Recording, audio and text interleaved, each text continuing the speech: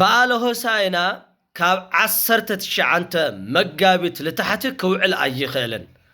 እንደገና ደግሞ ካብ 23 ንላዕሊ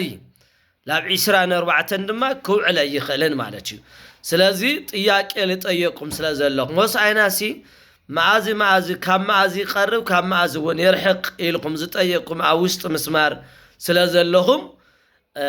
በዓለ ሆሳዕና ካብ መጋቢት 19 ለታሕቲ ክወርድ ክውዕል ኣይኽእልን ካብ 23 መጋቢት ለላዕሊ ማለት ደግሞ ላብ 24 ክድይብ ኣይኽእልን እዚ ደግሞ ብምንታይ ምኽንያት ብምንታይ ንፈልጦ ንኽእል ተይልኩም ናሆሳዕና ተውሳክ መሓዝ ማለት እዩ ናሆሳዕና ተውሳክ ኩሉ ግዜ ክልተ እዩ ናይ ጾመ ነነዌ ይወርድ ደግሞ ካብ 17 ላብ ጥሪ ላብ 16 ጾመ ነነዌ ክውዕል ኣይኽእልን ማለት እዩ ስለዚ ዛ 17 ና እዛን 12 ክንድምር ምስታ ዘይወርድ ትድመር ተሎ 17 ክልተን 19 ስለዚ ካብ መጋቢት 19 በዓለ ሆሳዕና ክወርድ ይኽእልን ክውዕል ወላ ይኽእል ላብ 18 ኣይነክን 19 ግን ክውዕል ይኽእል 20 ክውዕል ይኽእል 21 ክውዕል ይኽእል 23 ክውዕል ይኽእል 24 ክውዕል ይኽእል 25 26 27 ይውዕል ኣሎ ካብ 23 ደሞ ብምንታይ ንፈልጦ ተልና ለላዕል ደሞ ናይ ጾመ ነነዌ ያርጉ 21 እዩ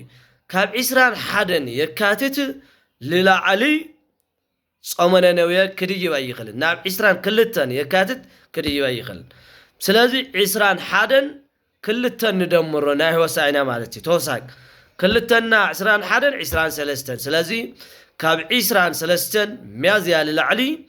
በዓለ ሆሳዕና ክውዕል ኣይኽእልን ኩሎም ሰዓት ስለዝወስደና እምበር በዛ አንጻር ተውሳኮም ላወሰኽና ምስ 21 ምስ 17 እናወሰኽና ክንፈልጦ ንኽእል ኢና ማለት እዩ ዘይወርድን ካብ ጥሪ ዘይወርድ ተደልና ላብ ታሕቲ ላይ ይውዕለሉ 17 ድምር ዘይአርግ ንላዕሊ ዘይድይብ ተደሊና ደግሞ 21 ንሕዝሞ ላደመርና ምስ ተውሳኩ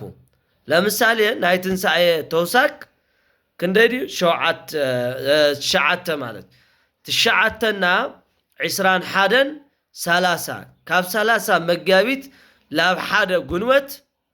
ትንሳኤ አይድዩን 30 መጋቢት ግን ሚያዝያ ግን ይውዕል እዩ ማለት እዩ እንደገና 9ና 17 ክንደይ ይኸውን 30 17ና 17 9 ክንደይ ይኸውን ተሓንተምፂና 26 ማለት እዩ ካብ 26 መጋቢት ለታሕቲ ትንሳኤ ይውዕልን 26 ይውዕል 27 ይውዕል 28 ይውዕል 29 ደሞ ይውዕል ማለት ስለዚ እዚ እዩሞ ባህር ሐሳብ ሐድስ ጥያቄ ለወኩም ታዩ እዚ ሐድስ ጥያቄ እዩ ናይ ባህር ሐሳብ ጥያቄ ንእውቀት ትፈልጡ ሰባ ንእውቀት ልትደልዩ እውቀት ትደልዩ ሰባት ይኹም ልጠየቁም ስለዚ መልሱ እዚ እዩ ንኹሉ ሸርበልዎ